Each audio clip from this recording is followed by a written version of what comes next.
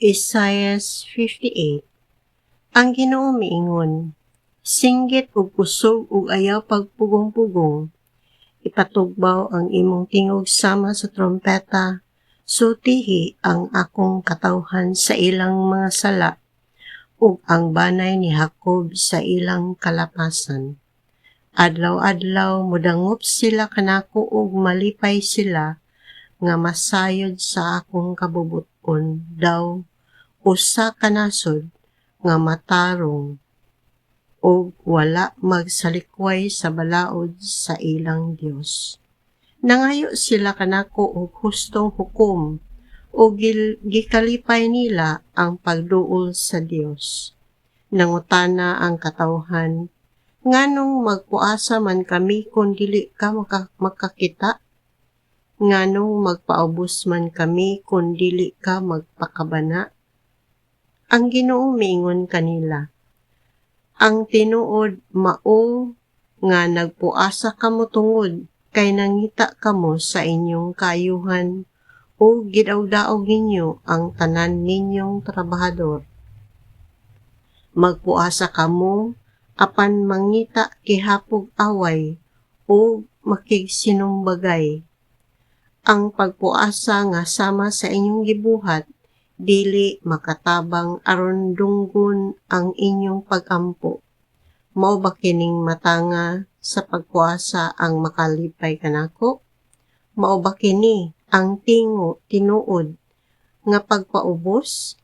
Igo na ba ang pagduko sa inyong ulo sama sa sagbot o sa pagbanig o sako o paghigda sa abo?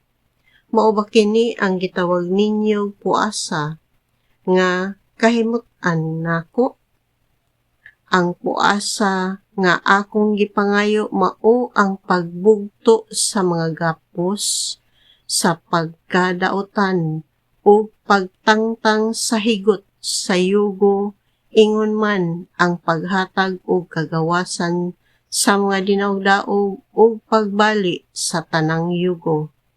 Dili ba ang puasa nga akong gikinahanglan mauman nga hatagan ninyo pagkaon ang mga gigutom o papuy-on ninyo sa inyong balay ang mga kabos nga walay puloy-anan ug nga bistihan ninyo ang hubo, inay pasagdan ninyo ang inyong kaigsuonan? Sa ingon mudan-ag ang inyong kahayag ingon sa banag-banag sa kabuntagon o mamaayo kamo pagdali. Maggiya kaninyo ang inyong katarong o sa inyong luyo panalipdan kamo sa akong himaya. Kun mosangpit kamo kanako tubagon ko kamo, kun magpakitabang kamo dili ko kamo balibaran. Kun likayan ninyo ang pagdawdaog, ang pagtulisok ug ang daotang pulong, ug pakanon ninyo ang gigutom, ug hatagan ang mga kabos sa ilang gikinahanglan, mosidlak ang inyong kahayag diha sa kangitngit, ug ang inyong kangitngit mahisama sa kahayag sa udtong tutok. Tultulan ko kamo kanunay ug tagbawon sa mga maayong butang, ug hatagag kabaskog sa lawas. Maisama unya kamo sa tanaman nga kanunay gitubigan, ug sa tubod nga dili gayod mohubas. Unya tukuron pag-usab ang inyong karaang mga syudad nga gunob. Banguno ninyo ang mga tinukod sa daghang kaliwatan, tawgon kamo mga tig-ayos sa mga nangagubang paril o mga kabalayan. Nag-ingon ang Ginoo, kun dili na kamo magbuhat sa inyong gusto sa adlawng igpapahulay, o dili na kamo magtinguha pagtagbaw sa inyong mga kaibog, o kung ikalipay na ninyo ang pagtamod sa akong adlawng balaan, o pasidunggan na ninyo kini, ug dili na kamo magtuman sa inyong gusto o magsigilag tabi.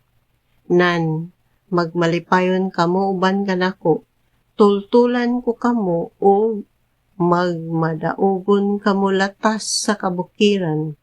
Tagbawon ko kamo sa kabili ni Jacob, nga inyong katigulangan. Ako, ang Ginoo, maoy nagsulti niini.